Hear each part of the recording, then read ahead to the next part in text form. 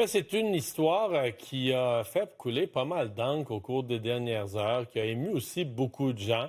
Oui, en Ukraine, on le considère comme un héros, Vladislav Iraskevich, qui est un athlète olympique qui n'a pas compétitionné, qui a été disqualifié. Je vous résume son histoire, parce que si on parle de lui aujourd'hui, c'est parce que Iraskevich, c'est oui, l'athlète, l'athlète qui se rend quand même aux Olympiques, c'est pas rien, mais l'athlète et le militant.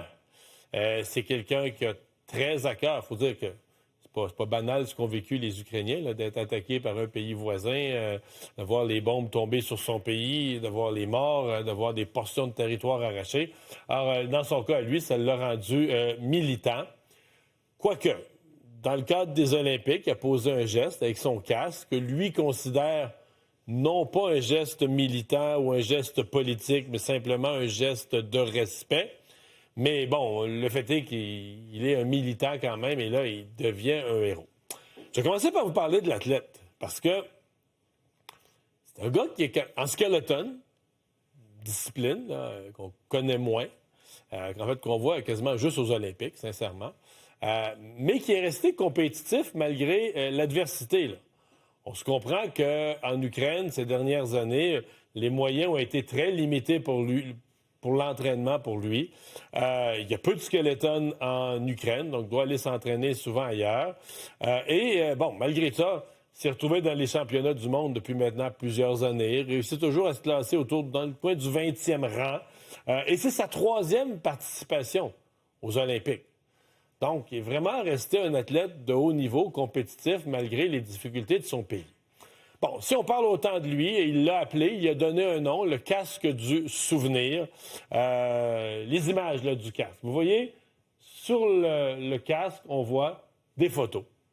Ce sont des photos d'athlètes, quelques entraîneurs aussi. Donc, il y en a, on a une très visible sur le devant. Mais, au total, là, il y a 20, à la grandeur du casque, il y a 20 photos d'athlètes et entraîneurs, des Ukrainiens qui sont morts.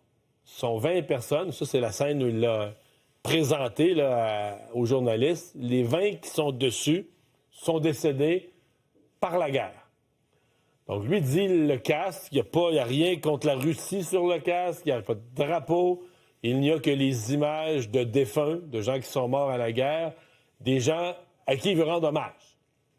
C'est ce qu'il a présenté. Donc là, vous comprenez qu'il voulait porter le casque pour concourir, pour la piste. Alors, voici ce qui est devenu le combat du casque. Oui, dans l'esprit, évidemment, tu présentes des personnes défuntes à la guerre. Ça dénonçait l'agression russe.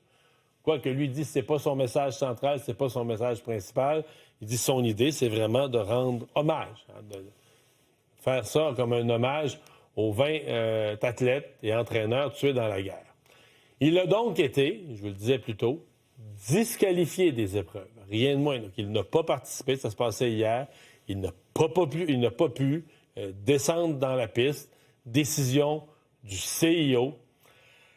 Par ce que le CIO, bon, les règles des Olympiques, je pensais à l'article 50, on dit il ne peut pas y avoir aucun message politique, religieux, racial ou autre, en fait, rien qui porte à la controverse. Bon.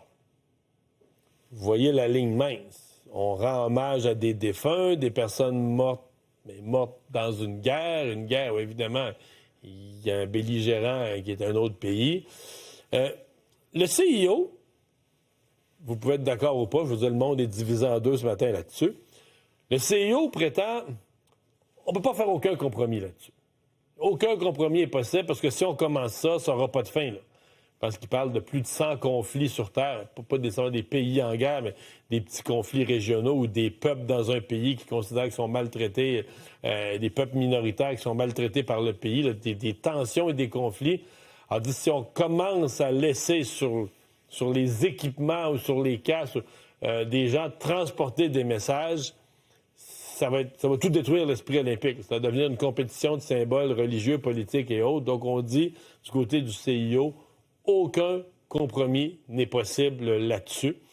Je vous dis tout de suite, c'est une explication qui n'a pas été du tout acceptée par les Ukrainiens. Il y a eu des manifestations au cours des dernières heures en Ukraine. Je vais vous dire des messages là, de dénonciation du CIO. Le CIO se défend en disant, nous, on a avancé des solutions de compromis. Là. On est allé de l'avant avec des solutions de compromis. Exemple, on a offert à l'athlète de porter un brassard noir. On lui a offert, dit, regarde, on va tolérer que ton casque, que tu puisses le porter pour les entraînements, les tours d'entraînement, les descentes d'entraînement, conférences de presse hors piste, etc., mais pas au moment de la compétition.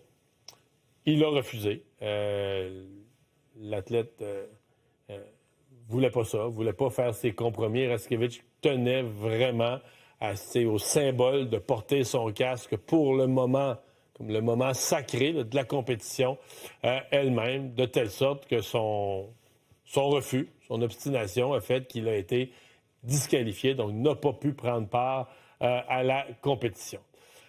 Écoutez, là, il a reçu des appuis. Les appuis sont venus de partout, entre autres d'Ukraine, le ministre des Sports de l'Ukraine. Une phrase assez forte, d'ailleurs, le ministre des Sports de l'Ukraine, Bedini, qui a dit « Le sport ne peut être neutre quand des vies sont détruites ».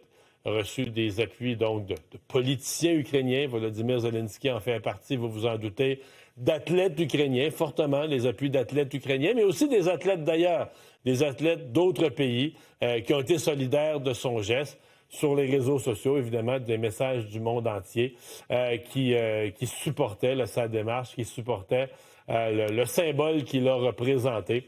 Alors, vous voyez la complication, on dit toujours les Olympiques, on essaie de garder la politique, mais quand il y a des guerres, quand il y a des moments aussi critiques sur Terre, inévitable qu'il se retrouve aux Olympiques. Donc, ce compétiteur qui a préféré la fierté de son pays à sacrifier finalement sur l'autel de la solidarité envers les morts de son pays, a sacrifié sa propre participation à la compétition olympique.